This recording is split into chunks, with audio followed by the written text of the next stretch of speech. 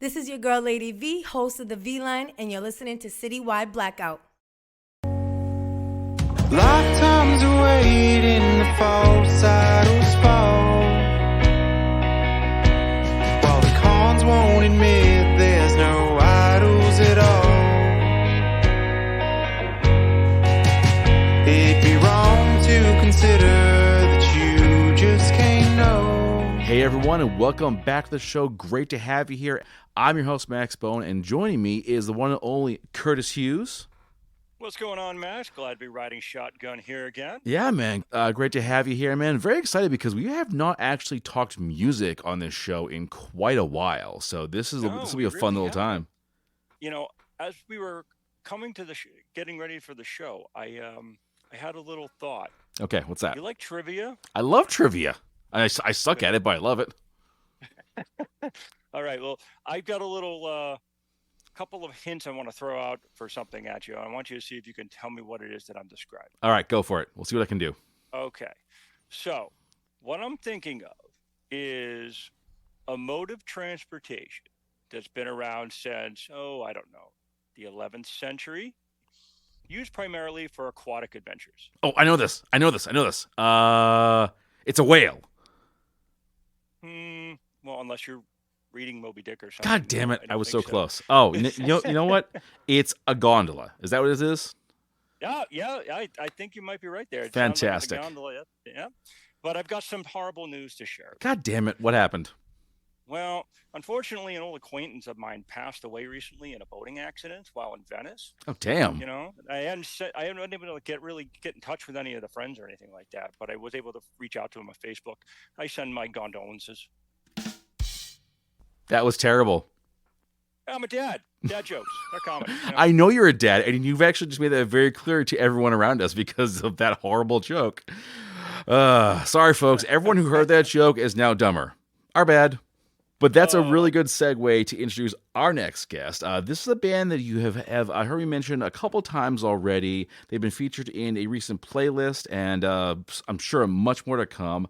Kyle Neveau, he is the mastermind behind the band Gabby and The Gondolas. See what we did there? Kyle, welcome to the show, man. It's great to have you here. Yeah, thank you guys so much for having me. That was quite an intro. Right. That was a bit of a production there. We like that. Like that. Since we're talking about it though, the name, man, I have to ask, where did the band name come from? It's funny to me, like, I was working on this project, started it in 2022, and I didn't really have a name for it. And then I woke up in the middle of the night. It was back in like summer 2022, and that was in my head, Gabby and the Gondolas, for some reason. And I was like, oh, that's really stupid, but why not? Screw it. So I figured it's memorable. I don't know. Now everybody calls me Gabby, so I guess I invited that on myself. Because I was wondering, I might have gone a different direction, but what are you gonna do? Hey, I have heard band names created like on the fly by basically just like opening like the encyclopedia. What's that, kids? Ask your parents, and just like picking like random ass words. Like, okay, this, and this. There, that's our band name. Yeah, I feel like everything's been done. I mean, how long have bands been around now? Rock bands, 70 years, 80 years. I don't know, but. For me, it's almost poking fun at the idea of a band name, I guess. I don't know. It's a good band name, though, actually. It's because I think people wonder, like, who is Gabby, and what does like a gondola I have to do with it? Right. Well, I guess that was my thought process, was maybe somebody would think about it for more than half a second, and it would stick in their head, and maybe they might listen to the music too. Hey. So. It works. Well, it's better than Kyle and the so and so's. Like so many bands go with like that kind of format. So I don't know. That kind of goes. That flows a little bit. Kyle and the so-and-sos. I don't know. That could be our next project. Yeah, your next project. We are Kyle and the so-and-sos. Right. Speaking of so-and-sos, you have a bunch of people who are also involved in this, because I understand that this began as like a solo thing, and then it kind of evolved and changed. So now you are a full band project. Yeah. So it's a couple of the guys who played on the album, they're not necessarily involved in the live side of things at this point. And that was pretty much understood from the beginning. It was just not a situation that they were going to be available for these kinds of, performances. Um, but Marshall, who played bass on the album, he's still involved, and looks like he's going to be involved going forward. Hopefully, he's a super talented guy.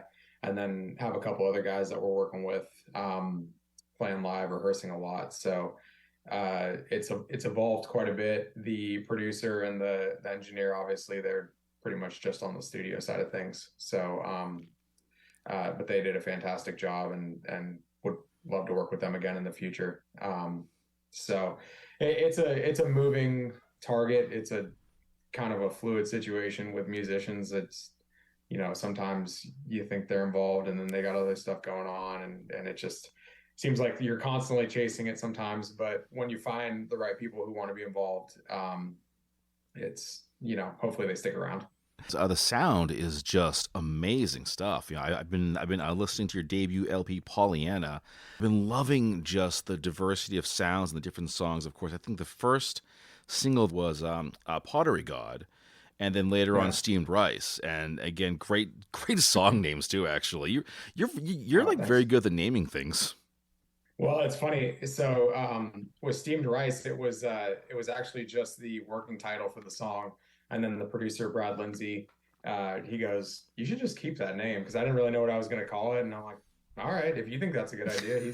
He's got good taste, and yeah, I think it's a fun name, because I don't even know what I would call the song. It's just, yeah. But I think going back to, first of all, thank you for the kind words, but going back to the sound, guys like Brad and Andy Freeman, who was the mixing engineer, and then obviously Marshall playing bass, and John Butterworth played drums. Those guys all together, I think it came together really quickly in the studio, and I'm really happy with how it turned out, and a lot of credit to those guys for kind of bringing it to a new level. I feel like, from where the demos were pretty raw, and I kind of had a good idea of which direction I wanted to go, but I think those guys really helped make that into a reality. Mm-hmm. How did you meet these guys? So it's funny.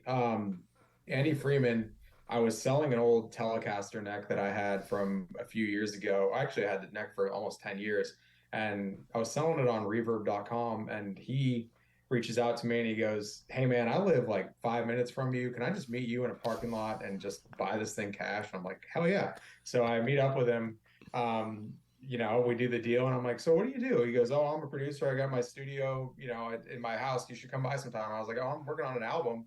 I'd love to come check that out." And a few weeks later, I came by there and we talked a little bit, and he goes, "Let me introduce you to my buddy Brad, Brad Lindsay was the guitarist in Jamestown Revival, actually, the touring guitarist with them, and played on some of their albums too." And he goes, "I think you guys would be a good fit. I think he could really help you with producing this thing." And so we all met up, we had lunch, and it was just like, "Yeah, let's do this thing." And then it's funny how it all worked out. Like, it just a pure, just luck that I met Andy, and then he kind of put the whole thing together, introduced Marshall and John and those guys. So it all just came together. Nice. I think I'm still on the meet me in the parking lot with cash statement, because usually that kind of portends dark Yeah, times. It usually goes in a entirely different direction. Right? Yeah, Right. it's usually like me. I'm in the parking lot. I don't remember anything.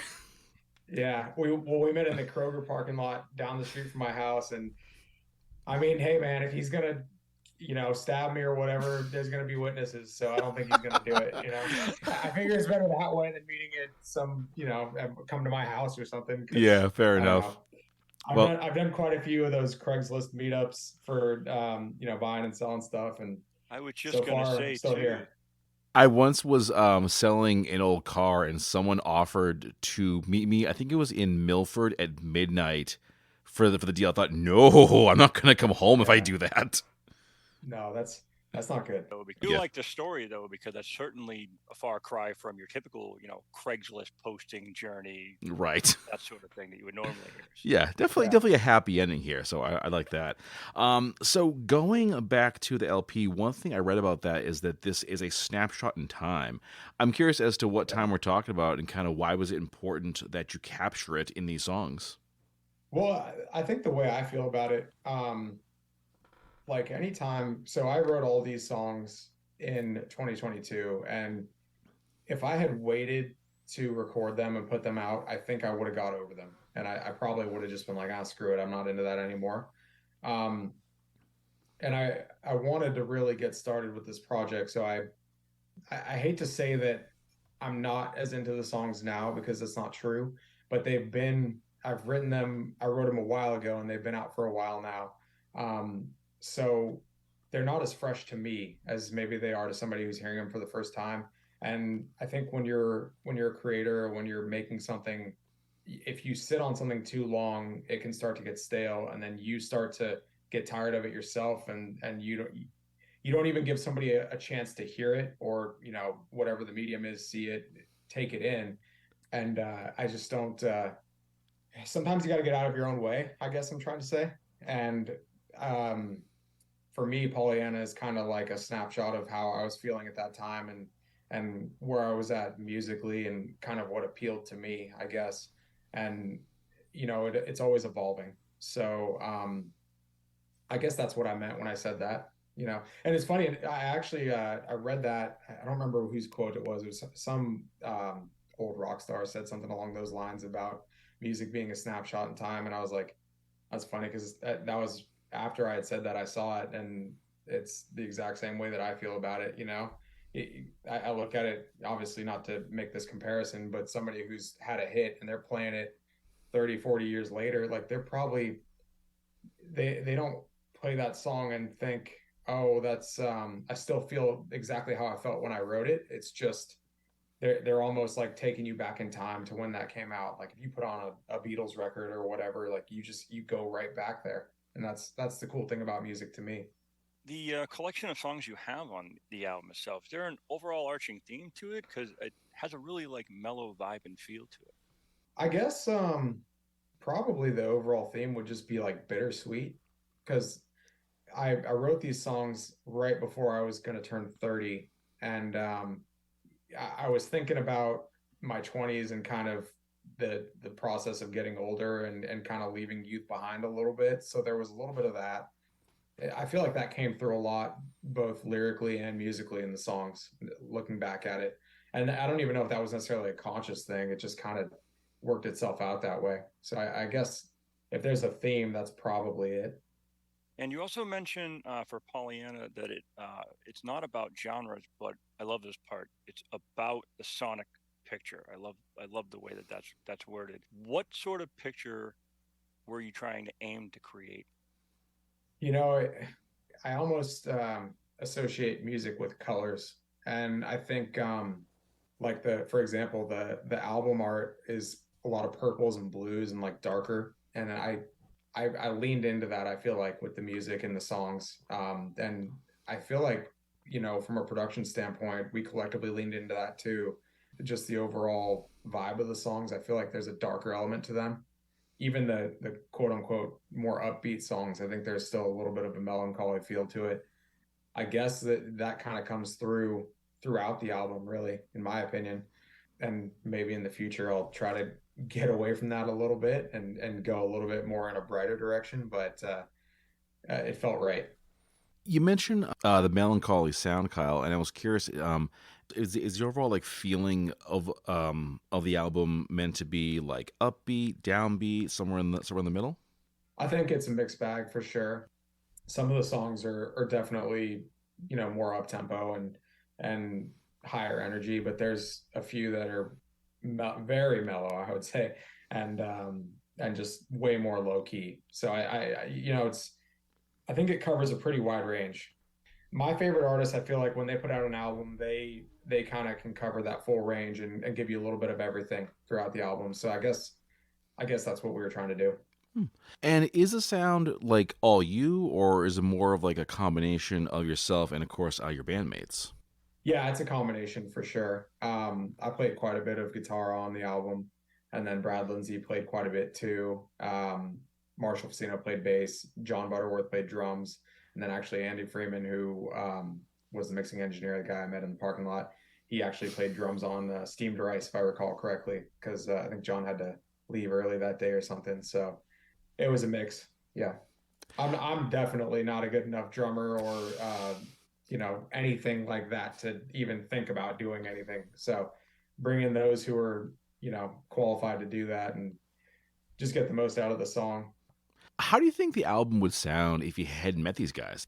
Probably be a lot more stripped down. Mm. I don't know if it would have been bad necessarily, but it wouldn't have been as good as I think it turned out to be.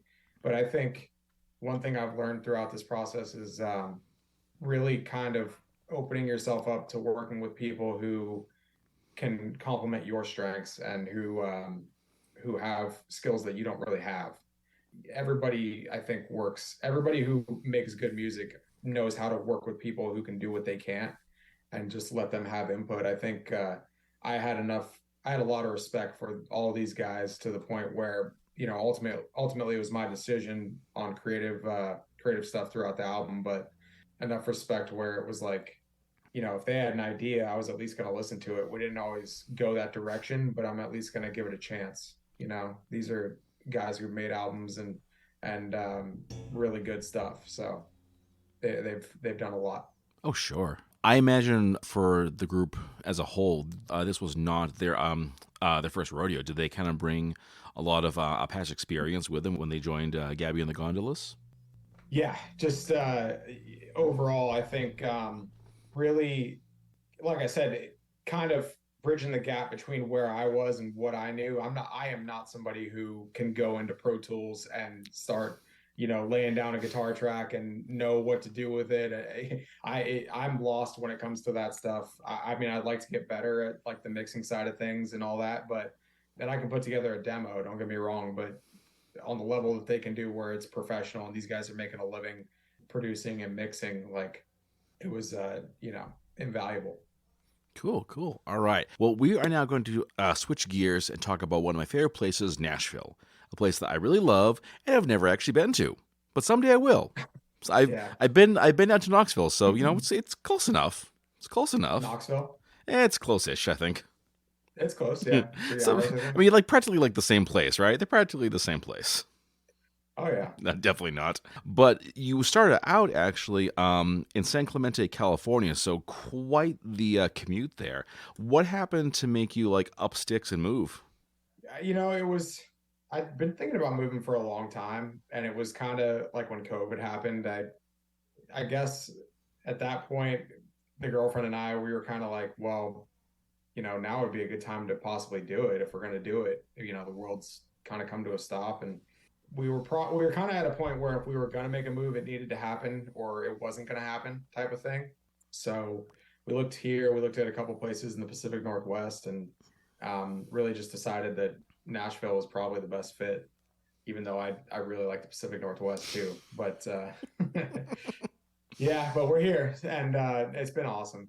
Yeah, I can't say enough. It's been awesome. It's so different from where I come from too, Southern California. I mean, we didn't have seasons, we don't have trees, and here, it's beautiful, and it's beautiful there too for different reasons. But it's green, and we have winter, it's cold, beautiful green springs and everything, it's fun. It keeps it interesting because, like I said, I didn't grow up with seasons. I know. I was just gonna say. So, welcome to winter. Enjoy your stay. It's cold and not much else.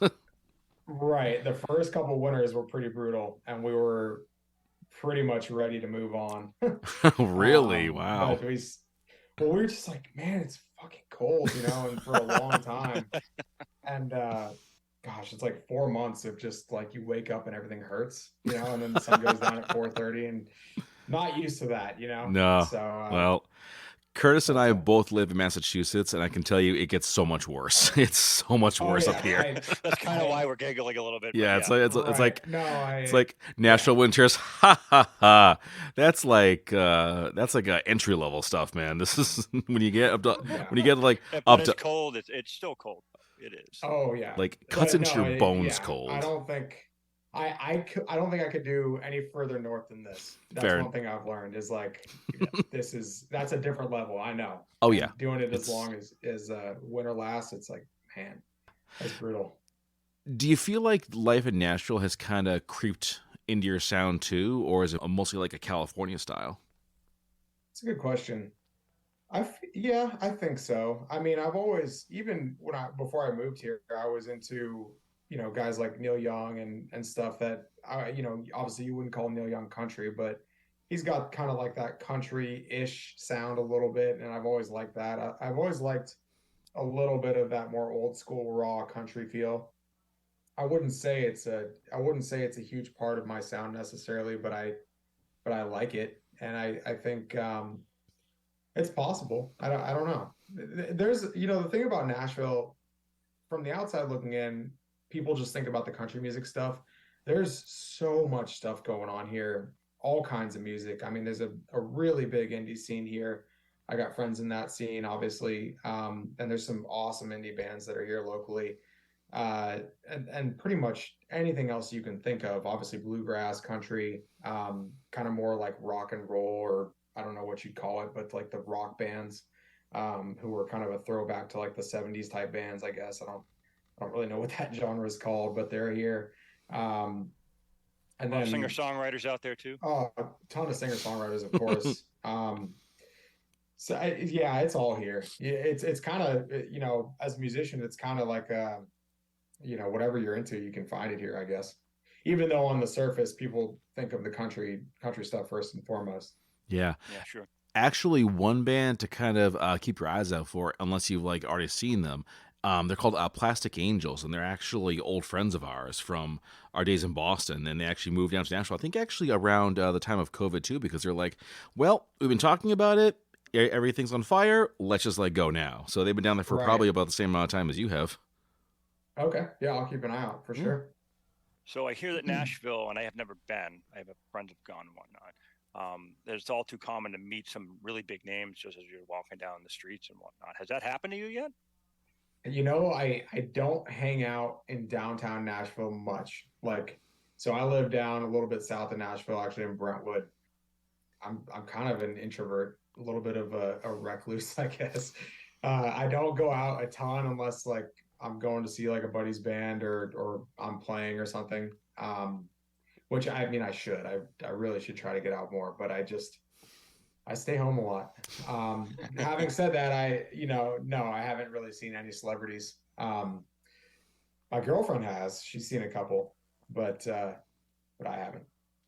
So I will ask though, have you gotten a chance to check out like any shows, any particular like venues that are like really awesome for you? I don't know if you guys have heard the Ryman Auditorium here in downtown Nashville. They call it, I think it's like the mother church of country music. I've seen a couple bands there. And if anybody's ever in Nashville and if there's a show that you're even remotely interested in, be sure to go to the Ryman. I think it's like 120 something years old now. And it's just, wooden pews for the bleachers. And it's just super cool. That's where they did the Grand Ole Opry until I think the 70s. And just pretty much anybody has played there over the past 100 years. So it's just it's a really special venue. That's one of those places. It's funny with Nashville, and I haven't lived here long, obviously, but so much of it, especially downtown, is like these new country type bars, and a lot of the older stuff seems like it's gone away. Like Tubbs Record Shop that's recently closed, which was a really cool record store on Broadway, and different places like that, unfortunately. But the Ryman, once you get inside there, it really does feel like a throwback to just the old Nashville that to me is just really cool. There's so many, there's a bunch of venues here, obviously, but that one I think stands above the rest. Do you think that Nashville will be a long-term stay for you, or is this more like, hey, we're here for now, kind of like seeing how it feels?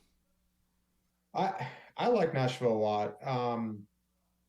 I don't know. That's a good question. I think for now, for the foreseeable future, we'll be here. But you never say never. I miss the beach, but there's so much to like about Nashville too. Yeah. But it's hard to say. I don't know where I'd go.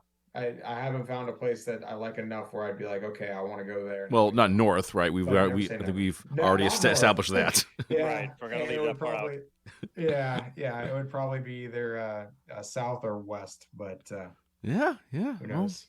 I mean, that's kind of like the nice thing about like life and travel. You know, if you get the chance to go somewhere new, I say fucking go for it because you never Yeah. know when you're not gonna get that chance anymore for whatever reason. So if you get a chance to like live somewhere new, yeah, if it's possible, if it's feasible, go for it and just enjoy the ride. Yeah. No, you're absolutely right. I mean, there's traveling, it can be really tiring, obviously, but and sometimes you just want to stay home and just not do it. But you really can't appreciate a place or so much of the world without seeing it in person. You Mhm. know, you can sit and watch all the videos you want or read all the books you want, but there's nothing like actually being there and experiencing something. So I totally agree. Exactly. Yeah. Yeah, for sure. I always say if you know someone who lives somewhere, ask them. Don't go by the tour guides or the websites or whatever. Go by the people because they can tell you, oh yeah, this is the place to get your coffee. This is the place to get your pizza. This place, fuck that place. Don't go there. Right. Wait a minute, I can't depend on my Yelp reviews. Shockingly, Curtis, no, Yelp reviews are actually full of shit. Yeah. That's a fact. Shockingly. I know, Curtis, this is destroying your entire worldview, but yes, Oh, yeah. Yelp reviews are a load of shit. I do want to ask though, because we've talked about the music a lot. What about the art? Because I absolutely loved the cover art for Pollyanna. That was absolutely amazing. Who did that? Yeah, it was actually this girl down in Georgia. Actually, I think she's in Atlanta. Her name's Austin Drake, and she goes by Bottle Cap Creative. You can check her out on Instagram. I had seen her art somewhere, and I was like, "That's really fucking cool." I wonder if she'll do an album cover for me because I think she could do something really cool with what I'm working on.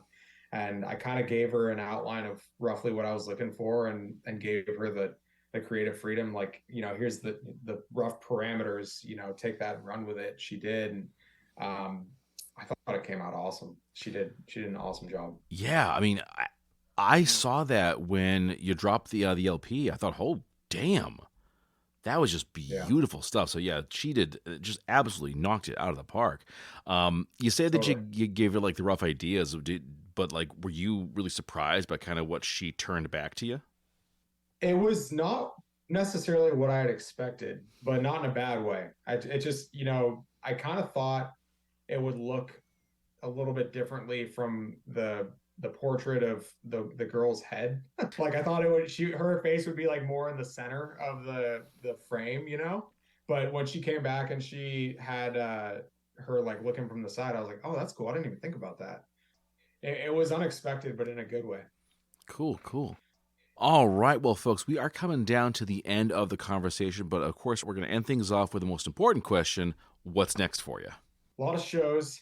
Got shows in December and January and February coming up, which will be a lot of fun. I haven't really, aside from just little solo sets, haven't really played this material live with a band. So I'm really stoked to be doing that, and it's gonna be fun. And then I'm really trying to put out another album next year if I can. I got to write enough songs for that, which you got to make time to do that. And, you know, obviously squeeze that in with trying to promote this album and playing shows and all the other stuff going on. So I really hope I can do that. I think I should be able to, but that'll be cool. And then just obviously wanting to play more shows, get out of town more, and just keep pushing forward. Excellent. I like that. All right. Well, Kyle, thank you so much for joining me. I really appreciate it. And for the folks at home, if you want to learn more about this great band, check their music. It's Gabby and the Gondolas. Just type it in there. You're not going to find anything else. You're going to just find this band. that's kind of the reasoning why I went with it, because it was like, hey, how many Gabby and the Gondolas are out there? That was part of it too. So I guess I'm a marketing whiz. Yeah. I would definitely agree with that, actually. Yeah, because I mean, who else is going to call their business or their book or whatever Gabby and the Gondolas? I mean, unless you actually run a gondola service and your name is Gabby, it ain't going to happen. Nobody in their right mind would name anything that. So, somewhere in Venice, a young person named Gabby is listening to this podcast and giving up on their lifelong ambition. I'll never run a gondola service. My dream is dead. Looking down on their notepad that they scribbled the name on, they're just crossing it off. Yeah, exactly. It's like, fuck this name. His name sucks. I hate this name. Exactly. That's us, supporting artists and crushing dreams. That's what we're all about on this show. But Kyle, thanks again, man. Great talking to you. Yeah. We're loving the music and definitely looking forward to what comes next. Yeah, thank you guys so much. I really appreciate you having me on.